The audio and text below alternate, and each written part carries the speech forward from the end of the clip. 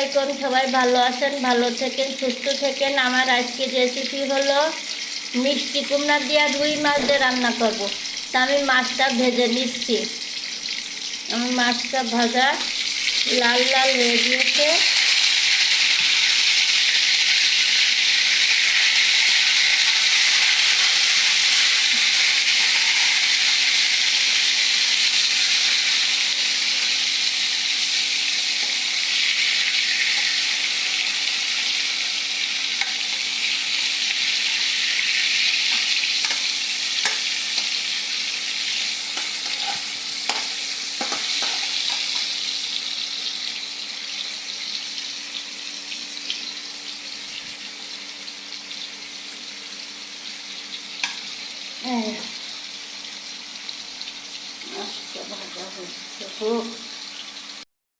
মাছটা ভাজা হয়ে গিয়েছে। আমি এখন কড়াইতে তেলটা দিয়ে দেব মিষ্টি কুমড়ার জন্য।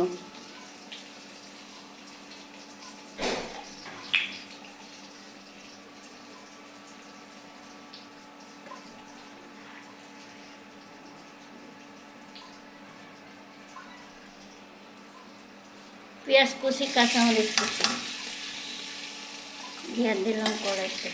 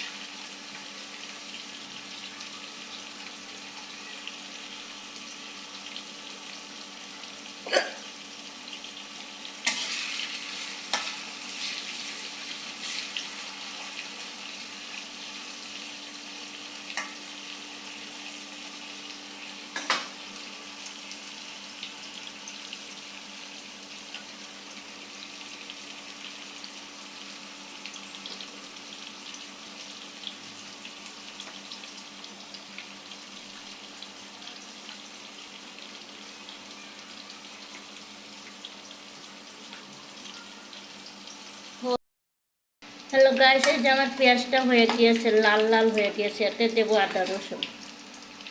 এই আদা রসুনটা দিয়ে দিলাম।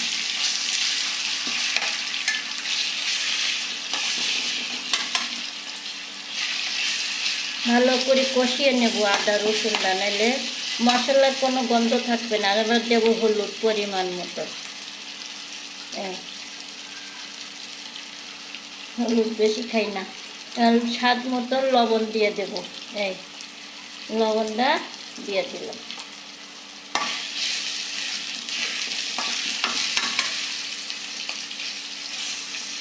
এবার দেবো আমি এতে একটু পানি।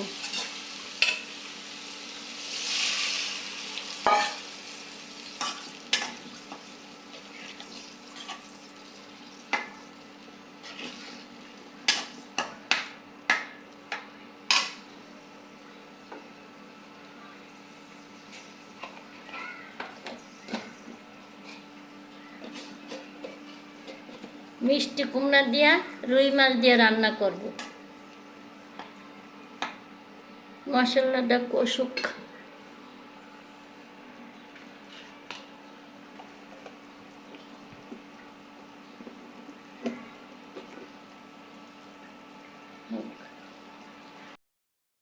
দেখুন, হ্যালো গাইস, আমার মশলাটা দেখুন কত সুন্দর হয়ে গিয়েছে ভাজা।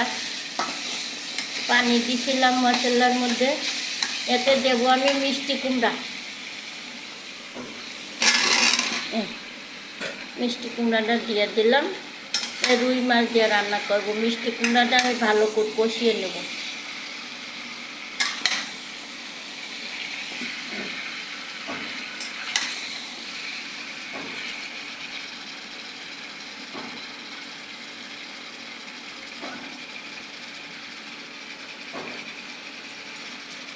আমি ঢাকনা দিয়ে ঢেকে দেবো, দিয়ে কষাবো।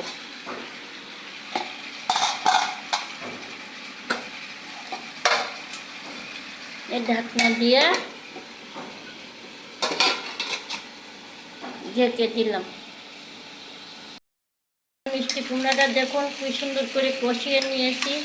এতে আমি গরম পানি করে রাখছিলাম, গরম পানিটা দিয়ে দেব। এই যে গরম পানিটা দিয়ে দিলাম।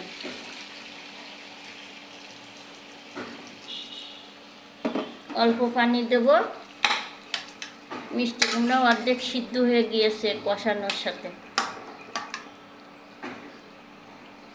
এতে আমি মাছটা দিয়ে দেব, রুই মাছ।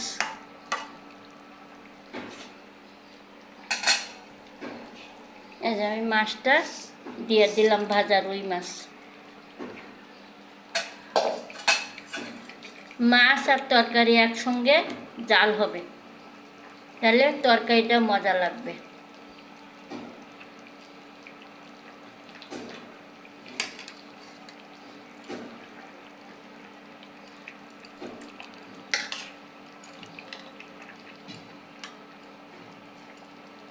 মিষ্টি কুমড়া আর রুই মাছ, আর একটু পানি দিয়ে দেই।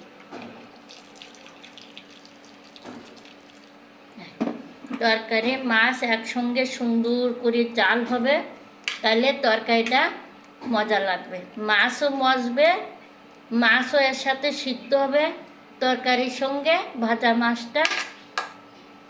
আপনারা এইভাবে চাইলে খাইয়া দেখুন, ভাজি না কইরা।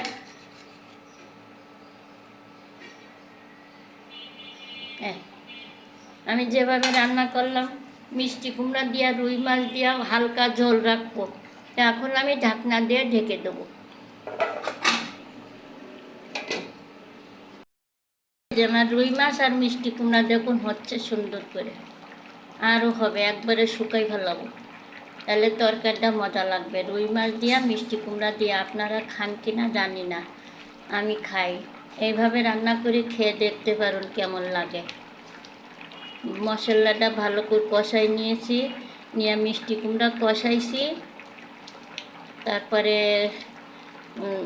মাছ ভেজে নিছি, তারপর দিছি গরম পানি দিয়ে মাছ দিয়ে দিছি। তরকারি আর মাছ একসঙ্গেই জাল হচ্ছে দেখুন, আরও হবে। আমি ঢাকনা দিয়ে ঢেকে দিই।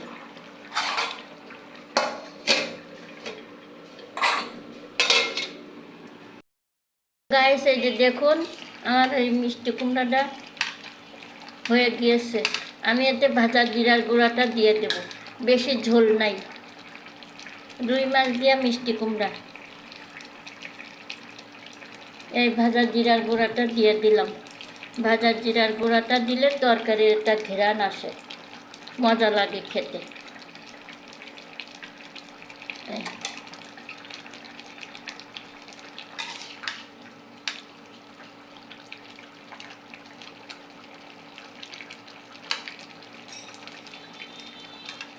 তরকারিটা দেখুন হয়ে গিয়েছে।